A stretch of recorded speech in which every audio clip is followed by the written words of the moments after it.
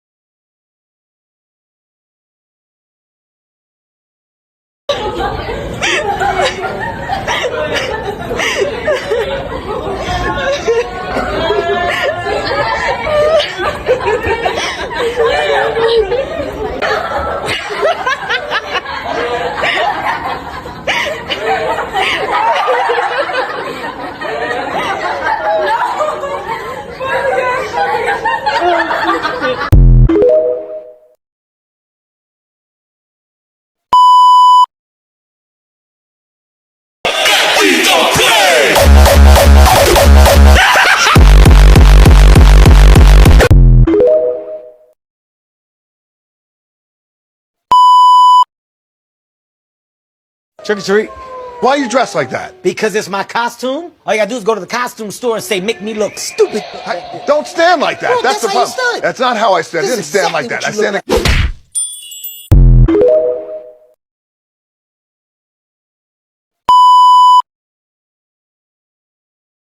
like. Need a beat to give this time.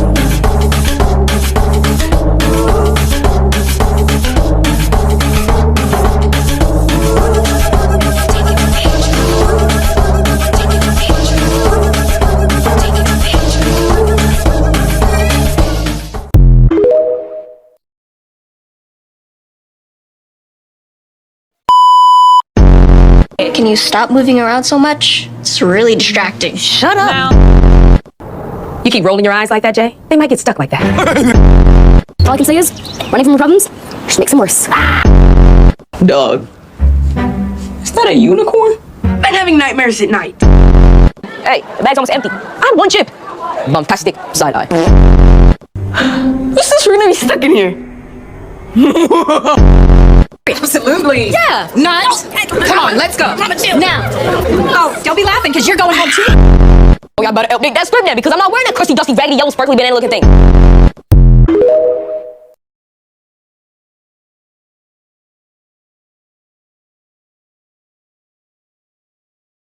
The bottom is 6 or 7 feet deep. 6, 7.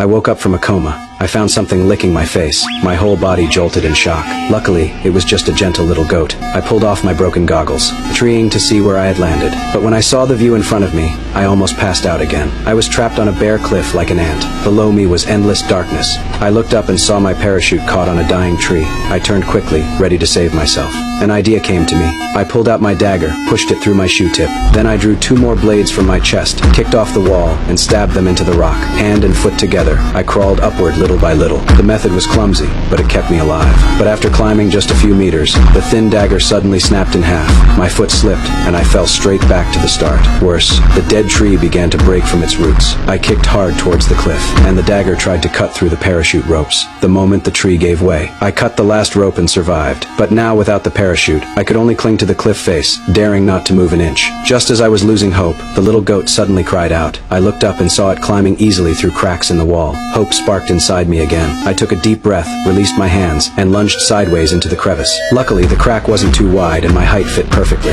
It was risky, but it worked. I struggled upward and finally reached a jutting rock. Before I could celebrate, the rock suddenly gave way. My mind went blank. Instinct took over. I stepped on the goat's back and used it to leap onto the cliff's edge. My heart was pounding, and I could hardly believe I had survived. Just then, a horned ram appeared out of nowhere. It slammed into me hard, almost pushing me off the cliff. Anger burned through me. When it charged again, I grabbed its horns and held tight, ready to drag it down with me. But instead of pushing me off, it pulled me upward. Bit by bit, it hauled me onto the cliff. I stood there stunned, staring at the ram. Right then, I made a vow. From this day on, I would never eat lamb again. The son nearly gently patted his father's head, but in the next second, it was stewed into soup and served on the table, which the whole family enjoyed with relish. This man has 7 or 8 children. Whenever the family was short of food, he would kill any child at random, to be the food for the whole family. That day, the eldest son and his girlfriend Annie went home. The dilapidated corridor, and the strange looks from the neighbors, made Anne feel a chill down her spine. The moment she entered the door, the pungent smell, the messy kitchen, and the dilapidated house, made her force a smile, and hand over the gift she had given to her boyfriend. The mother watched her children rush forward, and snatched the cake like hungry beasts. She kicked them hard at random. Annie was so frightened by their way of educating, that she could only stand quietly aside, trembling all over with fear. She was pulled to the living room, and brought a glass of water, only to find hair and cigarette ash floating in it. Her boyfriend drank without restraint, which made her completely doubt her life. Just as she was trying to fit into the family, her father came back. He looked at Anne and gave her a lecherous smile, which made her shiver. To entertain Anne, the father casually took away a child. 10 minutes later, when Anne got home, she saw the bloody raw meat on the table, and began to wonder both of them had gone out. So why was only her father back? While having a meal, she finally understood the truth. The delicious food before her eyes was actually her younger brother's meat. Her boyfriend also urged her to eat quickly. Annie's stomach began to churn immediately. She rushed into the bathroom and spat out the meat. When flushing, she was shocked to find that the water in the toilet was red, and there was an eye floating in it. She screamed and ran out of the toilet, only to see her boyfriend's family standing neatly at the door, with strange smiles on their faces. She tried to run away, but was caught by her boyfriend. Then everyone pounced on them. That night, the police cordoned off the entire building and rescued Anne. In the room, blood was everywhere. In the room, the police found 9 Things things that bother you, they never bother me. I feel happy and fine, living in the sunlight, loving in the moonlight, having a wonderful time. Haven't got a lot, I don't need a lot, coffee's only a dime. Living in the sunlight.